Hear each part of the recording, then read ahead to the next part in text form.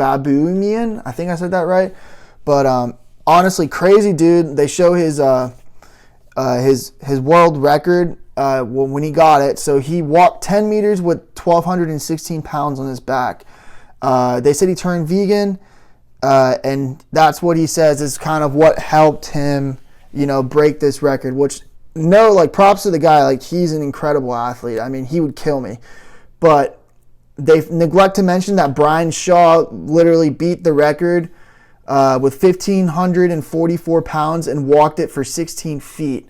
And if you go on YouTube, you can see his diet. There are videos of him showing how much he eats in a day, and he is a heavy meat eater. So, I mean, in terms of the athletes in this movie, I think they could have probably chosen better athletes, but there's not really a lot. I mean, it seems like most of your main athletes were all meat eaters, or, what happens in the movie, the common trend is that they stop eating the junk food, they go vegan, and they have this kind of spike for a couple weeks, and maybe they'll beat the record, but they don't really equate to what they ate all the years leading up to that record. They kind of just assume that it was just a vegan diet, and it's very hard to assume that when you don't take into account training and other things of that nature that can really skew your results here, and genetics, things like that really play a role in things like this. So, all right, so we're back, take two here. I don't know if you can tell, but the flag is down.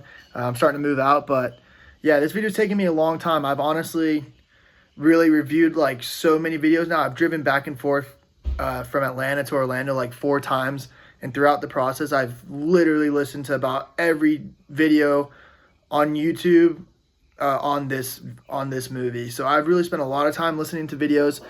But the next topic I want to go on, the next athlete, is Arnold Schwarzenegger. So in the movie, there's a section where they show Arnold, and he's like, yeah, I don't even eat meat anymore, that it's not even healthy for him, and he feels so much better without it. First off, I want to say that I'm disappointed in you, man. Like, I thought, you kind of sold out with this one. But anyways, I want to talk about who he is, because he was a Mr. Olympia many times, and he definitely ate meat, while he was winning those competitions, and he wasn't a vegan when he won those competitions.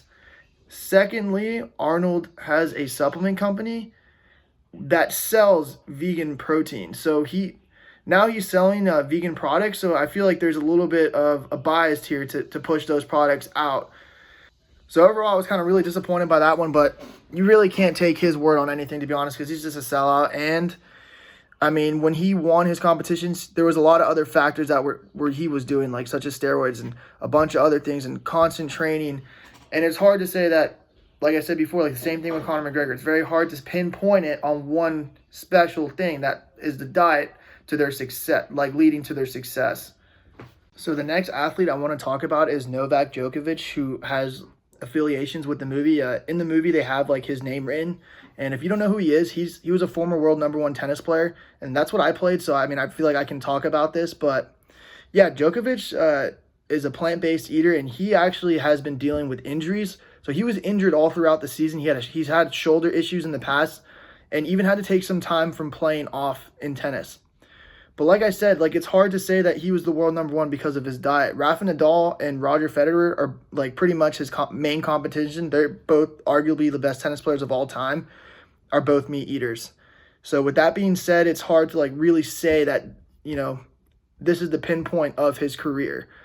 And if you do, then I could really just say it's the same thing about all these other athletes who get injured switching to the vegan diet. For example, Chris Paul, Ariane Foster, DeAndre Hopkins, Brian Orakpo, Jarrell Casey, Kyrie Irving, DeMarcus Cousins, the Porter brothers, and honestly, the list just goes on and on. Like, it seems to me like a lot of these athletes will turn vegan for a little bit. They'll have some kind of benefit if they were eating junk food before, and eventually most of them will get injured. From what